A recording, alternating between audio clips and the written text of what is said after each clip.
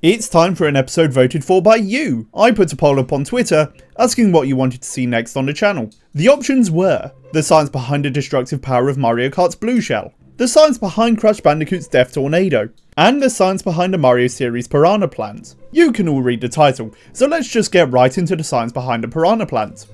Hello everybody and welcome back to another episode of the Science of, the show where I slowly overanalyze your favourite game shows and more. Today, we're taking another trip into the Mushroom Kingdom.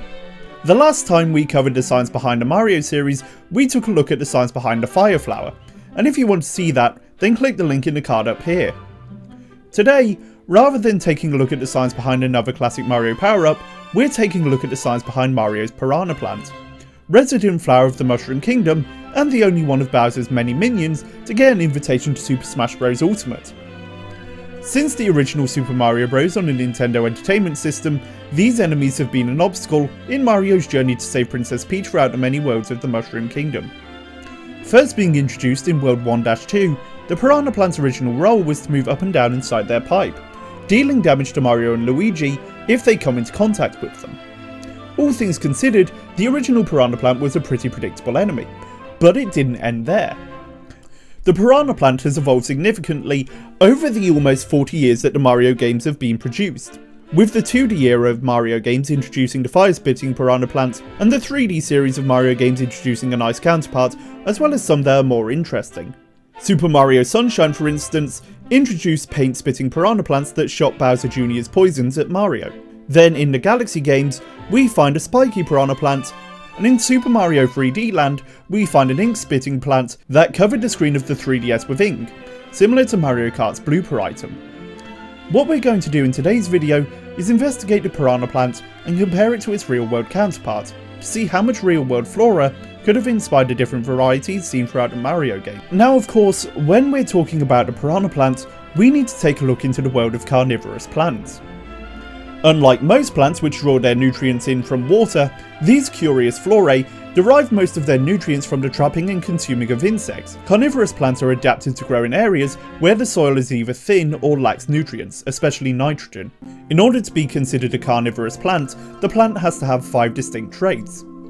It needs to capture prey in traps, kill the captured prey, digest the captured prey, and then absorb nutrients from the killed and digested prey before using those nutrients to grow and develop. Now, our Piranha Plant definitely covers the first 2 traits on this list, and although we can't be sure that they absorb nutrients from their prey and use them to develop, we can assume that they get a little something from it. The main thing that differs between different species of carnivorous plants is the method of trapping used to ensnare insects. So let's go over these quickly before taking a deeper look at the Piranha Plant's real-world counterpart. The most common type of trap in the Floral Kingdom is the flypaper trap. Prey is often attracted to these plants by flowers and the presence of a sweet mucus on the surface of the plant's leaves. Once the prey lands on one of these leaves, they're entrapped by tiny velcro-like hairs that line the leaf's edge, and the leaf will curl inwards to digest. But not all carnivorous plants require such an intricate mechanism to ensnare their prey. Pitfall traps attract prey with nectar secreted from the plant's peristome, and a bright flower-like patterning inside the pitcher. Once inside, the insect will find it hard to escape owing to a loose coating of waxy flakes that cause the insect to slip back and fall into the pitcher's base. This group includes Attenborough's pitcher plant, the world's largest carnivorous plant that can be as big as 1.5 meters tall with a pitcher 30 centimeters in diameter, meaning that they're able to capture and digest rodents and other small animals rather than these plants' typical insect prey. But carnivorous plants aren't just limited to the land. There are a couple of water-based carnivorous plants, and their trapping mechanisms are just as mechanically interesting when compared to their terrestrial counterparts. Firstly, we have bladder traps. These are water-bound carnivorous plants that suck in aquatic invertebrates such as Daphnia.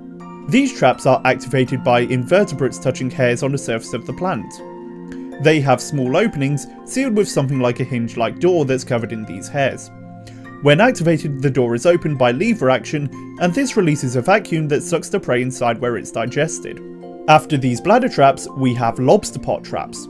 These traps are easy to enter, but difficult to escape, hence the name. The leaves of this plant are Y-shaped, with inward pointing hairs that force the prey to move further into the trap, towards the plant's stomach, and this is facilitated by water movement through the plant. All things considered, this is probably the most basic plant that I will cover in this video. No specialised cells, no mechanical component, just water movement and a one-way trap that sucks in its prey. Finally, we come to snap traps, the most obvious comparison for our piranha plants. In the world of flora, there are only two active snap trap plants, the infamous Venus flytrap and the water wheel plant. The trapping mechanisms of these plants is pretty simple. The leaves of the snap trap are divided into two lobes with a hinge at the midrib. On each side of the trap lobes there are trigger hairs, 3 in the case of the Venus flytrap and many more on the water wheel plant. These hairs are very sensitive to touch, and when they are bent, a stretch-gated ion channel in the membrane of the hair follicles opens. This generates an action potential that propagates to the cells at the midrib hinge. These cells react by pumping out ions that can close the trap by either having water flow with them by osmosis or by rapid acid growth. The exact mechanism of these plants is debated, but in either case the end result is a change in the shape of the midrib cells that allow the lobes to snap shut, trapping the prey. This process takes place in less than a second, and although you may think it's flawed, as the exposed hairs could be activated by something as simple as rainfall or random debris, this is not the case, as the lobes have a simple memory and require multiple stimuli to snap shut.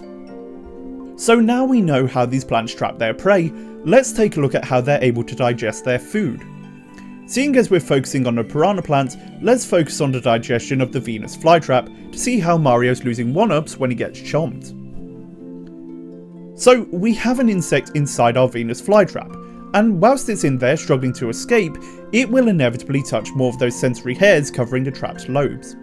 For each contact, one of these hairs will release an electrical signal that will spread across the trap in waves. The third signal causes the plant to produce a hormone called jasminate.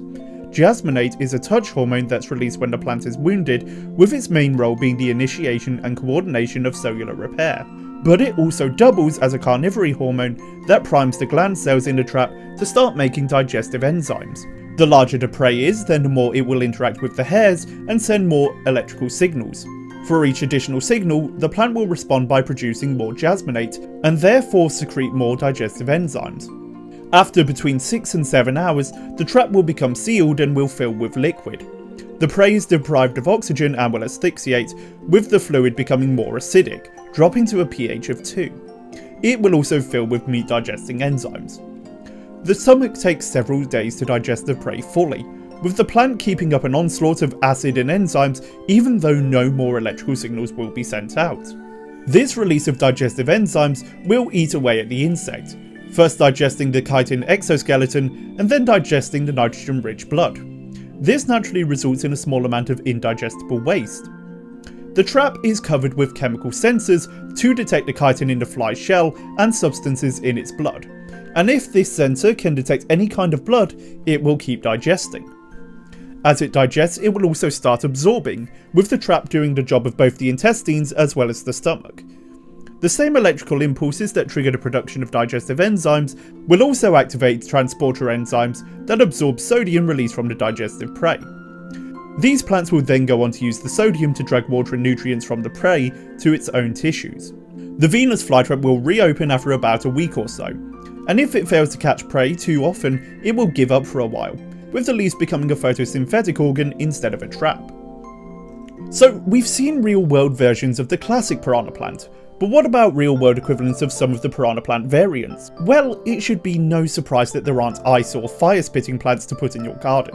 But there are plants that shoot out their seeds similar to the Ptooie piranhas seen in Super Mario Bros. 3 on the NES. In their original games, the Ptooie shoot out spike balls from its mouth, and this is similar to how some species of flower are able to shoot out seeds as their method of reproduction. This is called blasticery, and the best example of this comes from the species Ecbalium elaterium, or the exploding cucumber native to the Mediterranean region. These unassuming plant's name is well deserved, as it shoots out seeds with a surprising amount of force. When these plants reach maturity, the cucumbers are filled with a cytoplasm that contains high concentrations of glucoside and L-aturidine. This leads to a high atmospheric pressure that, when high enough, causes the fruits to explosively eject their seeds as they shoot off of their stems. So there we go. The Mushroom Kingdom's second most iconic flower is surprisingly accurate to its real-world equivalent, and in some ways, real-world plants can actually be more impressive than their video game counterparts. Honestly, if Nintendo was wanting a new Piranha Plant boss gimmick, I'd love to see a Piranha Plant that shoots out these exploding cucumbers, maybe with little bullet bill faces on them. But this won't be the last time that I take a look at the science behind one of Bowser's minions. I'd love to cover the bullet bills and Bob-omb's explosive potential, or see just how strong Mario would have to be to swing Bowser around in Mario 64. As always, if you enjoyed this video, then don't forget to like, comment and subscribe to the channel. And if you want to help combat the ever-changing and frustrating YouTube algorithm, then make sure you share the video to help my channel grow. If you have any scientific subject or topic that you'd like to see me cover in the future, then please tell me in the comments down below. As well as that, follow me on Twitter to get updates on the latest science of videos, and join my Discord for chats about science, gaming and more. But until then, this has been the Science of the Piranha Plant. I'll see you next time. Thanks for watching. If you're looking for game-based content, then you can join me over on Twitch, where I live stream 3 times a week, playing all manner of games suggested by the community.